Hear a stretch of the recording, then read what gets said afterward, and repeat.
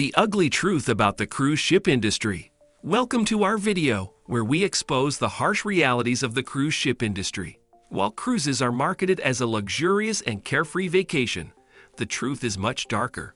Cruise ships have been called floating death traps because they often release large amounts of toxic waste into the ocean and pay little in taxes despite making millions of dollars every week. The industry has become incredibly profitable by capitalizing on people's desire to travel and creating a luxurious experience on board the ships. However, the reality is that the industry is damaging to both the environment and public health. Cruise ships carry thousands of passengers who spend money on food, drinks, souvenirs, and recreational activities, all of which the cruise ship owner profits from. In fact, owning a single cruise ship can be more profitable than owning 15 luxury hotels combined. However, the industry has a dark side that many people are not aware of. One of the major issues with cruise ships is the amount of sewage they produce. With thousands of passengers on board, there is a massive amount of human waste that needs to be disposed of. Shockingly, cruise ships are allowed to dump this waste into the ocean as long as they are 12 miles out at sea. This is not only gross, but also harmful to the environment. Cruise ships also emit a huge amount of pollution into the air, with some estimates suggesting that the pollution from a single ship is equivalent to that of 5 million cars. This is due to the type of fuel they use, which is called heavy fuel oil. Burning this fuel generates enormous quantities of highly toxic gases, which are harmful to public health. Despite these issues, the cruise ship industry continues to thrive, with millions of people taking cruises every year. However, it is important to be aware of the impact that these ships have on the environment and public health. An environmental group recently raised concerns about the health risks associated with being on board a cruise ship. According to the group, the air quality on these ships is often just as bad as or worse than that of some of the world's most polluted cities. However, air pollution is just one of many potential issues that passengers face when they go on a cruise.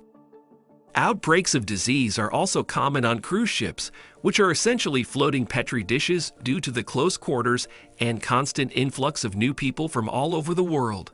Norovirus outbreaks are particularly common, with the CDC reporting that nearly 1 in 10 passengers contracted a gastrointestinal illness on a cruise ship between 2008 and 2014.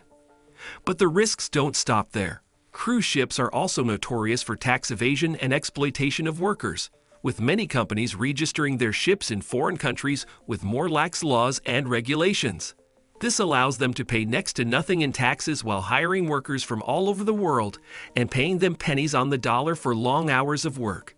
To make matters worse, crimes and disappearances on cruise ships are shockingly common, with hundreds of people having been victims of violent crimes or having disappeared without a trace since 1995. Due to the lack of clear jurisdiction and proper law enforcement, these crimes often go unresolved and justice is rarely served. All of these factors combined make going on a cruise a risky proposition at best.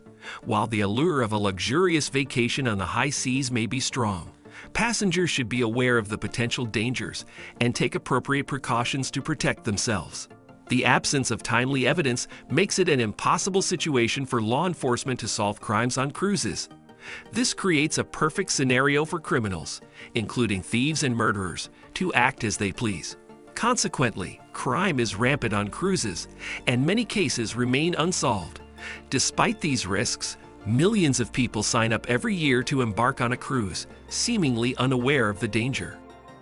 The cruise ship industry has been thriving for over 60 years, even in the aftermath of COVID-19. Its success is attributed to its immense wealth and its ability to influence governments through lobbying efforts. Between 1998 and 2019, cruise lines spent $66 million in lobbying efforts to maintain their tax-free status. Furthermore, the governments of these floating nations, including Carnival, Norwegian, and Royal Caribbean, are primarily concerned with protecting their interests. Cruise ships are notorious for exploiting laborers, paying them a measly $1.50 to $2.50 an hour, while raking in billions of dollars. This practice is not surprising, considering that most Fortune 500 companies must exploit modern-day slavery to scale to their size.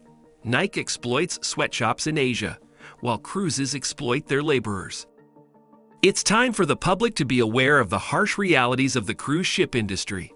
We must hold cruise lines accountable for their actions and demand change. Join us in spreading awareness and advocating for a better, fairer industry for all. Thank you for watching.